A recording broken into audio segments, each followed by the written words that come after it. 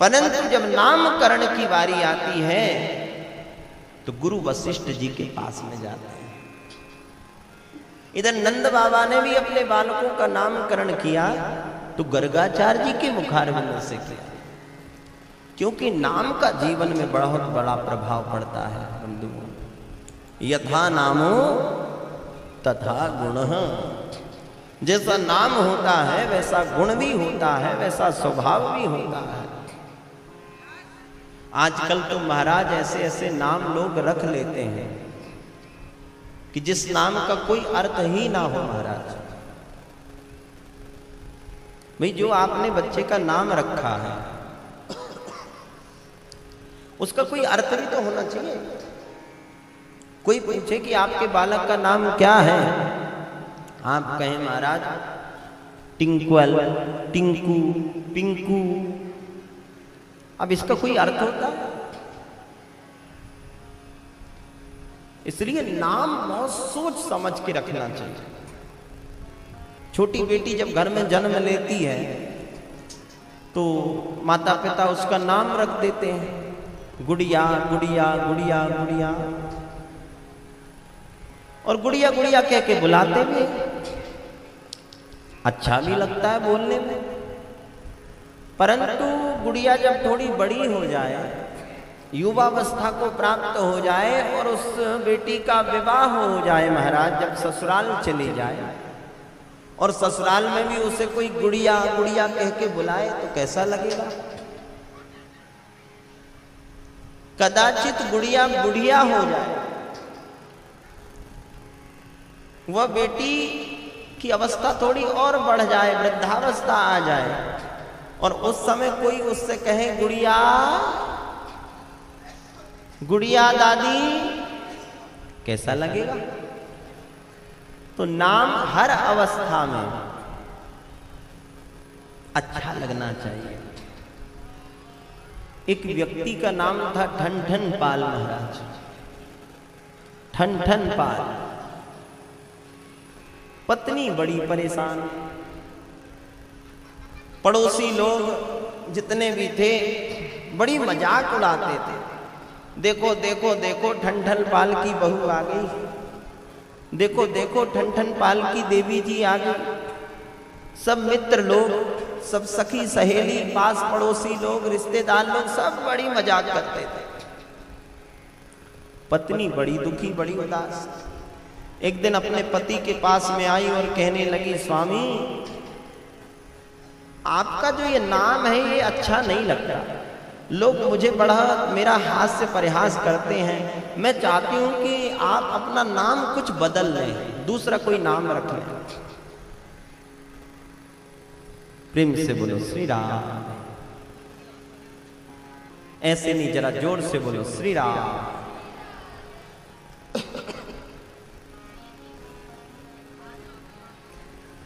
पतिदेव कहने लगे ठीक है देवी। एक दिन सुबह से निकल गए घर से, सोचने लगे आज कोई नया नाम खोज करके पता लगा करके आता हूं। सुबह से घर से निकले तो थोड़ी दूर आगे चले तो रास्ते में क्या देखा कि एक शव यात्रा जा रही थी। किसी व्यक्ति की मृत्यु हो गई थी और उसकी शव यात्रा जा रही थी, बहुत से लोग उसमें सम्मिलित थे। तो यह ठन पाल ने पूछ लिया, भैया ये जो शव यात्रा जा रही है, जो व्यक्ति इस संसार को छोड़ करके चला गया, इसका नाम क्या है और क्या था? तो चलते हुए लोगों ने कहा, भैया इसका नाम था अमर सिंह। ठन पाल सोचने लगे, नाम अमर सिंह और संसार से विदा लेके चले गए, ये नाम ठीक नहीं है। थोड़े और आगे बढ़े महाराज। आगे बढ़े तो गर्मियों का समय था, खेतों में फसलें काट ली गई थीं और एक व्यक्ति उन खेतों में कंडे बीन रहा था। गोमाता के गोबर से जो उपले तैयार किए जाते हैं कंडे, वो कंडे एकत्रित कर रहा था। तो ठन पाल जी कहने लगे, भैया जय सिया राम। व्यक्ति कहने लगा, जय सिया राम। बोले आपका नाम? बोले मेरा नाम है धनपत राय। ठन ठन पाल को और बड़ा आश्चर्य हुआ, नाम है धनपत राय और इस प्रकार से खेतों में कंडा बीन रहे हो, ये भी नाम उचित नहीं। फिर वहां से आगे बढ़े महाराज। जैसे ही आगे बढ़े तो एक नगर आया और उस नगर में एक स्त्री को देखा।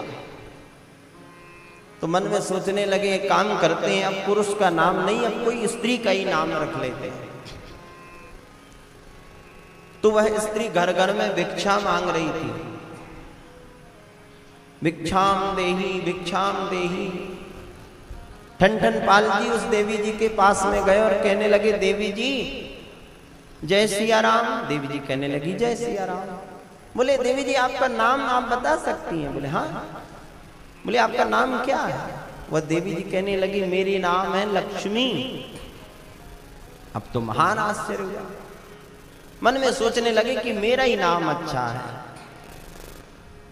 अमर सिंह को मरते देखा,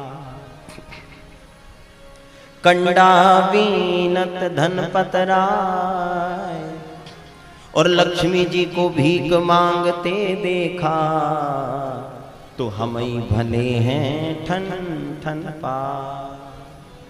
हम ही अच्छे हैं, वापस आ गए घर पे।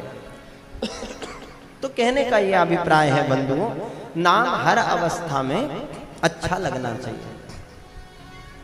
अब मैया कभी कभी गोपाल जी को सुंदर आंखों में काजल लगा देती है।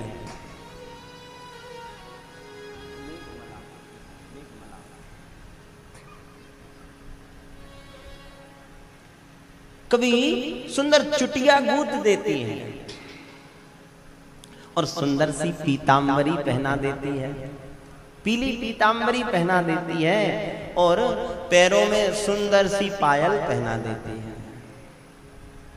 जब श्रृंगार कर देती है, पैजनियां पहना देती है, तो धीरे धीरे रुण झुन करके गोपाल जी जब नंद बाबा के आंगन में चलते हैं तो मैया उस छवि को देख करके, उस झांकी को देख करके बड़ी प्रसन्न होती है।